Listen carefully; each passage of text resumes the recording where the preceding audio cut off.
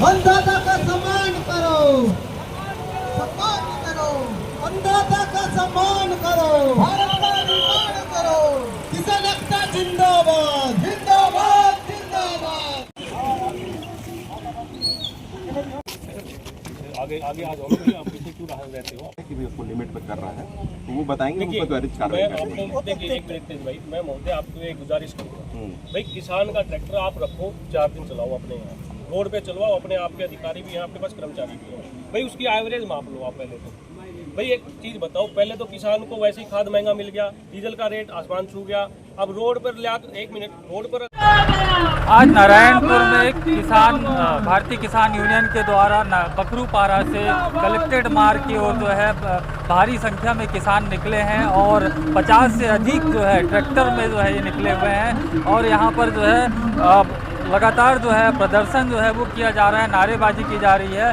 किसानों की मांग है कि जिस तरीके से नारायणपुर में डीजल की किल्लत है तो कहीं ना कहीं किसानों को इससे जो है आर्थिक बोझ जो है वो बढ़ता जा रहा है किसानों पर। इसके साथ ही जो है जो खाद की काला बाजारी है उसे लेकर के जो है काफ़ी समस्याएं हो रही है और कहीं ना कहीं जो मुख्य कारण जो डीजल है वो किसानों को नहीं दिया जाता। बता दें कि अबूझ मार्ग से 20-30 किलोमीटर 50 किलोमीटर से लोग जो है डीजल लेने के लिए आते हैं और जब उन्हें कैन में नहीं दिया जाता तो उनका कहीं ना कहीं जो खेती का कार्य है वो प्रभावित होता है। और इस पूरे मामले में अधिक बातचीत के लिए जो है मेरे साथ किसान यूनियन के जो लीडर है वो साथ में है, जो स्वयं अभी जो है ट्रैक्टर चलाकर जो है धरना स्थल जो है वो पहुंचे हुए थे। इनसे हम बातचीत करते हैं। सबसे पहले तो मैं आपका परिचय जानना चाहूँगा, इसके अलावा और किन मांगों को लेकर के आज आप लोगों ने प्रदर्शन किया है? मेरा नाम प्रवीण क्रांति है, भारतीय किसान यूनियन छत्तीसगढ़ प्रभारी हूँ, टीम राकेश टिकैत से। आज का जो नारायणपुर जिले का जो ट्रैक्टर मार्च रहा उसका मुख्य कारण था यहाँ के किसानों को डीजल की व्यवस्था कैन में ना होना, मक्के की जो खरीदी है वो मंडी व्यवस्था से ना होना, धान की लागत बढ़ रही है उसके धान का जो मूल्य है वो नहीं बढ़ रहा उसको लेकर के, और जो किसानों की विभिन्न सारी यहाँ की समस्याएं हैं। खाद की बड़ी समस्या है, खाद में मार्केट में कालाबाजारी हो रही है और कहीं ना कहीं अधिकारी जो हैं मंडी समिति के हों या चाहे वो कृषि विभाग के हों, कहीं ना कहीं ऐसा समझ में आ रहा है कि मिली भगत से तो ये सब नहीं चल रहा हो, क्योंकि एक ज़िले में कोई भी विक्रेता कृषि विक्रेता अगर खाद का वितरण कर रहा है तो उसकी जानकारी संबंधित विभाग को पूर्ण रूप से होती है। उसको कितना खाद वितरित किया गया, उसने कितना खाद आगे किसान को वितरण में दिया, तो इसकी जब पूरी जानकारी उनको है तो ये जानकारी क्यों नहीं रखी जाती? वहाँ अपना एक कर्मचारी की जो जिम्मेवारी क्यों नहीं लगी जाती कि भाई किसान को जो सरकारी रेट है उस पर खाद मिल जाए, ताकि किसान का आर्थिक बोझ ना बढ़े। किसान खुशहाल रहेगा तो प्रदेश खुशहाल रहेगा, और प्रदेश खुशहाल रहेगा तो फिर तो देश में नाम होना ही है प्रदेश का। क्योंकि ये लोग नंबर 1 की होड़ लगा के रखते हैं, भाई हमारा प्रदेश नंबर 1 आए सभी प्रदेशों में, तो फिर प्रदेश में नंबर 1 आना है तो फिर अपने किसानों का भी ख्याल रखना पड़ेगा उनको। ये मुख्य जो आज की बात रही, ये इस वजह से हम लोग यहाँ पर आज उपस्थित रहे। बिल्कुल जो है, कुछ देर पहले आपने ये कहा था कि जो रायपुर के निकटतम जिले हैं वहाँ पर जो है डीजल की इतनी समस्या नहीं है, नारायणपुर में ये समस्या आपने कुछ ज़्यादा ही देखा और अनुभव किया, तो ये इसके पीछे क्या कारण लगता है? क्योंकि यहाँ पर माइनिंग भी संचालित है, क्या कारण आपको लगता है? देखिए, सबसे बड़ा कारण हमें लगा ये एक मंत्री जी का क्षेत्र है और मंत्री जी जनता के लिए बड़े सम्मानीय होते हैं, लेकिन उनके क्षेत्र में रोडों की जो व्यवस्था हमने देखी, कोंडा गांव से नारायणपुर की दूरी गूगल मैप 48 किलोमीटर दिखा रहा था, और उस 48 किलोमीटर का सफ़र तय करने के लिए 1 घंटा 48 मिनट ही हमको लगा। भाई रोड पे जो मंत्री जी की गाड़ियां जा रही हैं, अधिकारियों की गाड़ियां जा रही हैं या कॉरपोरेट की गाड़ियां जा रही हैं, लगता है वो ज़्यादा डीजल खा रही हैं। उनका जो डीजल किसान को मिलना चाहिए था उसका वितरण तो वहाँ चला जा रहा है। तो भाई हमको तो यही महसूस हुआ, इसी वजह से अन्य जिलों के मुकाबले ये पिछड़ा हुआ जिला है। ये सबसे बड़ा कारण हमको महसूस हुआ यहाँ का। और माइनिंग के जो बड़े बड़े डंपर हैं, ट्रक है, उनको हमने पूरे हवा लेते हुए देखा, वहाँ पूरा सराटे मार रहे हैं रोड के ऊपर, उनका डीजल तो कम नहीं हुआ। भाई किसान को परेशानी है, किसान तभी रोड पे उतरा है, अन्यथा किसान रोड पे क्यों आएगा? खेतों में सीजन चल रहा है, काम का समय है, धान बुआई का, खेत जुताई क्यों अगर समय पे नहीं होगी तो किसान क्या करेगा? रोड पे तो आना ही पड़ेगा ना। तो यही सब लगा यहाँ पर आकर के महसूस हुआ। कि और जिलों से पिछड़ा जिला है नारायणपुर। आपने जिक्र किया नारायणपुर कोंडागांव मार्ग का। आपको बता दूं कि ये नारायणपुर कोंडागांव मार्ग NH 130D ये भारत का एक ऐसा नेशनल हाईवे होगा जहां लगभग पिछले 1 वर्ष से बस नहीं चल रही थी। यात्री बस जो है रोड की वजह से बंद थी। कई बच्चे जो है वो शिक्षा से वंचित हो गए, कई मरीजों को दिक्कत हुई। इस रोड में जो है एम्बुलेंस में ही जो है प्रसव कराना पड़ा था। लेकिन जो है उसके बाद भी जो है यहाँ पर किसी प्रकार का तेज़ी जो है वो देखने को नहीं मिला। इसको आप किस प्रकार से देखते हैं, क्योंकि ये पहले नक्सलवाद का यहाँ पर हवाला दिया जाता था, आज ये इलाका नक्सल मुक्त हो गया है, उसके बावजूद ऐसी स्थिति है, तो आप इसे कैसे देखते हैं? देखिए, नक्सलवाद जहाँ तक हम देखते हैं, ठीक है, बड़ी समस्या रही होगी, हम उस पर नहीं जाते, लेकिन नक्सलवाद था तो वो रोड रास्ता क्यों ही बना हुआ था? नहीं तो फिर तो रोड पे आवागमन नहीं होना चाहिए था। हम लोग इसी रास्ते से 2 साल पहले भी आए थे, ये रास्ता उस समय भी ऐसा ही था, आज की भी वही स्थिति है। फिर 31 मार्च का जो अल्टीमेटम सरकार के द्वारा नक्सल खत्म करने का दिया गया था, उसको लेकर के अगर आज हम देखें तो जून का लास्ट आ गया, बीच में मई भी चला गया पूरा। तो क्या 2 महीने में इनके पास इतनी व्यवस्थाएं नहीं है? मंत्री जी का क्षेत्र होने के बावजूद भी वहाँ काम तेजी नहीं पकड़ रहा, या तो फिर जो ठेकेदार हैं वो घपला कर रहे हैं बड़े स्तर पे। और अगर बड़े स्तर पे घपला हो भी रहा है तो क्या मंत्री जी और अधिकारियों को उसकी खबर नहीं है? तो हम तो यही कहना चाहेंगे कि भाई जब जिस क्षेत्र के रोड रास्ते समृद्ध नहीं है तो वो क्षेत्र कैसे समृद्ध हो सकता है? पिछड़ा ही माना जाएगा ना।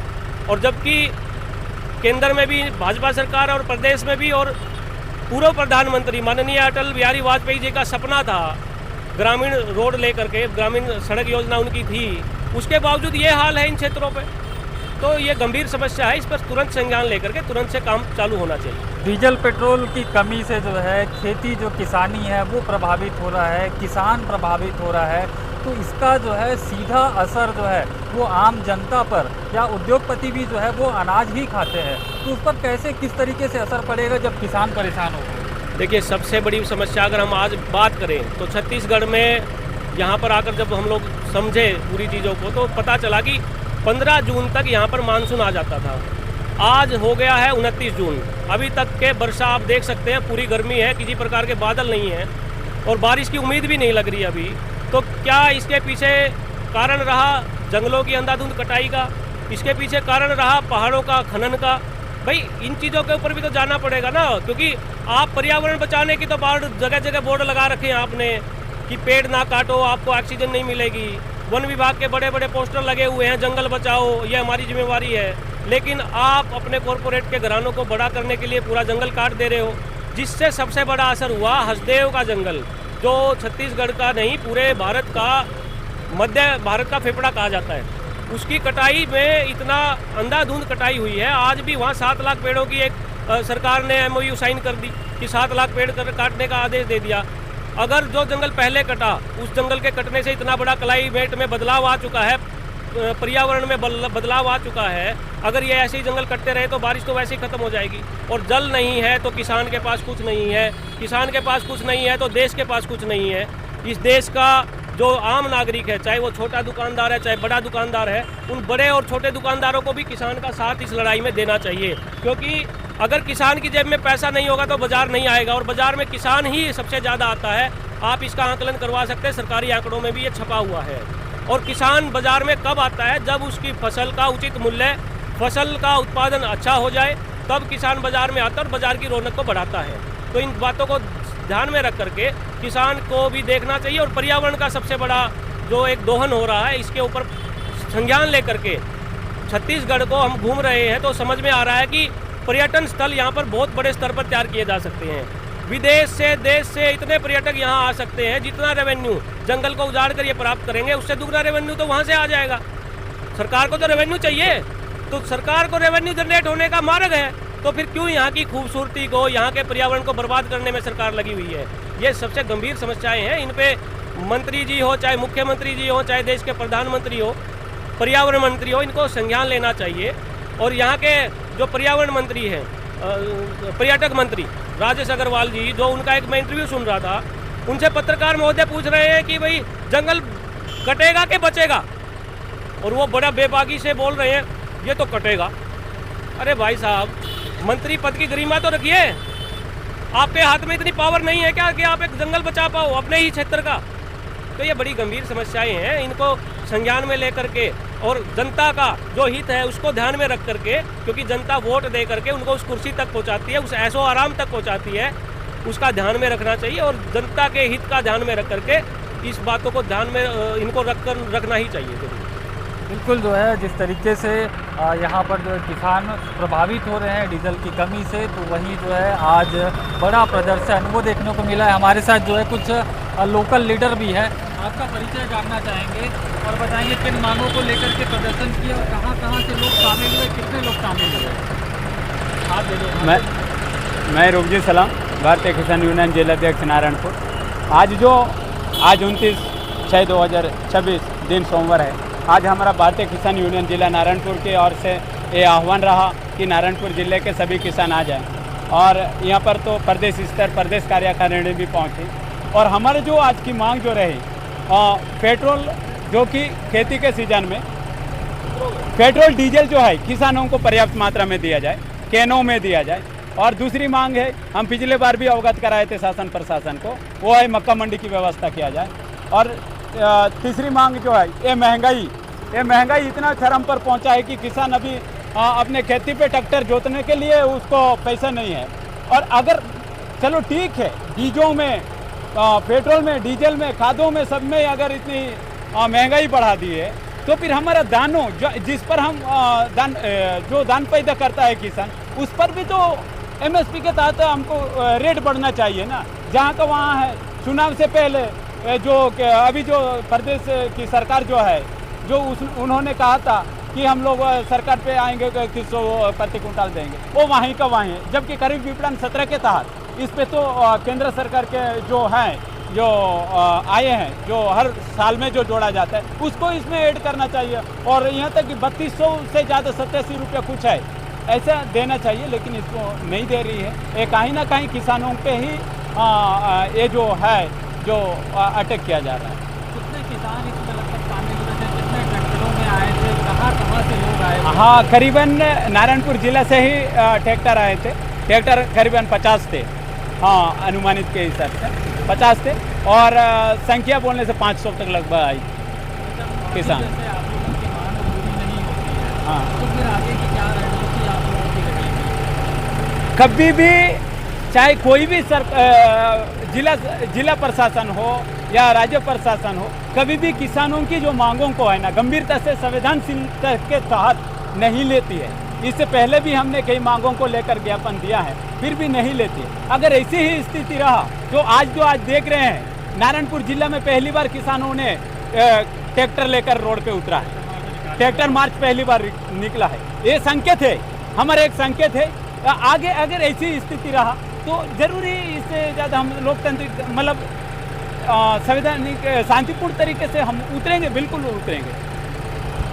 बिल्कुल जो है, तो ये जो है किसान यूनियन और सैकड़ों किसानों के साथ आज यहाँ पर डीजल, खाद और तमाम समस्याओं को लेकर के प्रदर्शन किया है। इसके साथ ही इन्होंने मांग किया है कि जो भी जो है समस्या का समाधान है वो जल्द से जल्द हो जाए।